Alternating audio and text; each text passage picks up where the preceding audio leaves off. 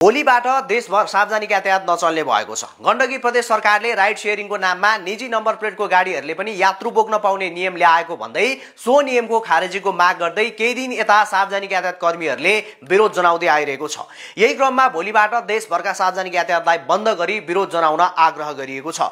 यही बीच फेरि उता राजावादीहरूले भोलि काठमाडौँ उपत्यका बन्द गर्ने घोषणा गरेका छन्। आज शान्तिपूर्ण आन्दोलन गर्दा प्रहरीले दमन गरेको भन्दै अब आन्दोलनको स्वरूप फेरिएको भन्दै राजा ल्याउनको लागि नवराज सुवेदीको नेतृत्वमा बनेको संयुक्त जनआन्दोलन समितिले यस्तो घोषणा गरेका हुन्। यो सँगै सरकारले काठमाडौँ उपत्यकाभित्र थप 3 ठाउँमा निषेधाज्ञा जारी गरेको छ। जिल्ला प्रशासनले एक विज्ञप्ति जारी गर्दै आजबाट सिफलचौर क्षेत्र, कोटेश्वर आकाशे पुलदेखि दक्षिण बालकुमारी तर्फको क्षेत्र र बल्खु क्षेत्रमा अबको 2 महिनासम्मको लागि निषेधाज्ञा जारी गरेको हो। यो सँगै आज दिउँसो पक्राउ परेका राप्रपा नेपालका अध्यक्ष कमल थापा अनि उनलाई भेट्न जाँदा पक्राउ परेका राप्रपाका नेता तथा सांसद दीपक सिंह लगायत अन्य 7 जनालाई प्रहरीले अहिले भर्खरै मात्रै रिहा गरेको छ। दिउँसो नारायण चौरबाट सुरु भएको राजावादी आन्दोलन निषेधित क्षेत्र तोड्दै बालुवाटारतिर प्रवेश गर्न खोजेपछि आन्दोलनकारी र प्रहरीबीच झडप भएको थियो भने सोही झडपको क्रममा राप्रपा नेपालका अध्यक्ष थापा सहित अन्य 7 जनालाई प्रहरीले पक्राउ गरेको थियो र उनलाई भेट्न भन्दै प्रहरी परिसर पुगेका राप्रपाका सांसद सिंहलाई पनि प्रहरीले पक्राउ गरेको थियो र अहिले भर्खरै मात्रै काठमाडौँ प्रहरी प्रशासनले सबैजनालाई रिहा गरिदिएको छ।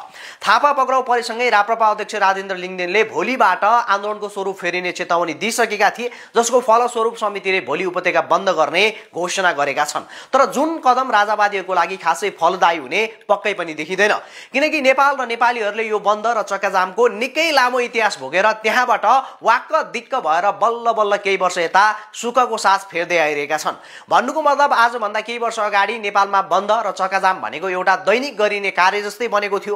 त्यो बेला एउटा शेड्युल जस्तै आउने गर्दथ्यो, घरि कुन समूहले कता बन्द गर्छ, घरि कुन समूहले कता बन्द गर्छ। यसो गर्दाखेरि आम नागरिकहरू जो बिहान कमाएर बेलुका खानुपर्ने बाध्यतामा छ, उनीहरू र उनीहरूको परिवार यस्तो बन्दले गर्दा भोक भोकै बस्नुपर्ने हुन्थ्यो। विद्यार्थीहरू विद्यालय जान पाउँदैनथे, व्यवसायीहरूले आफ्नो व्यवसाय गर्न पाउँदैनथे। त्यसैले गर्दा कुनै पनि बहानामा यसरी बन्द गरिनु ठिक हुँदै होइन र यदि राजावादीहरूले यस्तो कार्य गरेको खण्डमा आम जनताप्रति राजावादी आन्दोलनलाई लिएर नकारात्मक असर पर्ने पक्का देखिन्छ। त्यही माथि फेरि यो पटक पनि घुसपैठ भएमा वा कुनै पनि राजावादी समूह नै अलिक बढी उत्तेजनामा आएको खण्डमा फेरि अर्को दुर्घटना हुने पक्का छ, किनकि यस्ता बन्दको बेलामा झुकिएर कुनै पनि सवारी साधन त्यो बाटोमा आएको खण्डमा त्यसलाई तोडफोड गर्नेदेखि ताल परे मान्छे भित्रै राखेर गाडी जलाउने सम्मको घटनाहरू हुने गरेको छ र भोलि त्यस्तो कुनै पनि कार्य भएको खण्डमा त्यसको सम्पूर्ण जिम्मा फेरि राजावादीहरूले नै लिनुपर्ने हुन्छ। उसै त चैत 15 गतेको घटनामा 50 जना भन्दा बढी राजावादी विरुद्ध मुद्दा दर्ता भएको छ। अब फेरि भोलि पनि यो कार्य भएको खण्डमा अर्को फसाद उत्पन्न हुने पक्का देखिन्छ। राजावादीहरूलाई स्मरण रहोस्, आजभन्दा केही महिना अगाडि साइबर अपराधको आरोपमा दुर्गा प्रसाई पक्राउ पर्दै गर्दा झापामा उनका समर्थकहरूले आन्दोलन गरेका थिए र उक्त आन्दोलनमा एउटा ट्रक जलाइएको थियो र सो ट्रक जलाउँदाखेरि त्यसको चालक एउटा इन्डियन चालकलाई चाहिँ भित्रै थुनेर जलाइएको थियो र सोही प्रकरणमा पक्राउ परेका मध्ये 7 जना माथि अहिले पनि ज्यान मार्ने उद्योगमा मुद्दा दर्ता भएको छ र सम्भवतः अब ती 7 जनाको जिन्दगी जेलमै बित्नेछ। त्यसैले गर्दा अबको यो युगमा आएर फेरि उही पुरानै तरिकाले चक्काजाम गर्नु भनेको जनता सामु आफ्नो एजेन्डालाई थप कमजोर बनाउँदै लानु हो, किनकि अब जनताहरू पहिले जस्तो छैन र अबको जमाना पहिला जस्तो पनि होइन। अहिले सबैको हातमा मोबाइल छ, सबैको हातमा सूचनाको पहुँच छ। धेरै युवाहरू शिक्षित भएका छन्। के सही के गलत, कसले के गर्यो, कहाँ कसले के फाइदा लुट्दैछ या स्वार्थ गर्दैछ भन्ने कुरा अहिले आम युवाहरूले एकदमै बुझ्न सजिलो भइसकेको छ। त्यसकारणले गर्दाखेरि अब पनि त्यही पञ्चायती स्टाइलले अगाडि बढ्न खोज्यो भने त्यो पक्कै पनि सम्भव हुँदैन। त्यसैले गर्दा राजावादी आन्दोलनका नेतृत्वहरूले यो कुरा बुझ्न एकदमै जरुरी छ कि त्यो बेलाको र यो बेलाको नेपाल र जमाना डिजिटल एउटै छैन।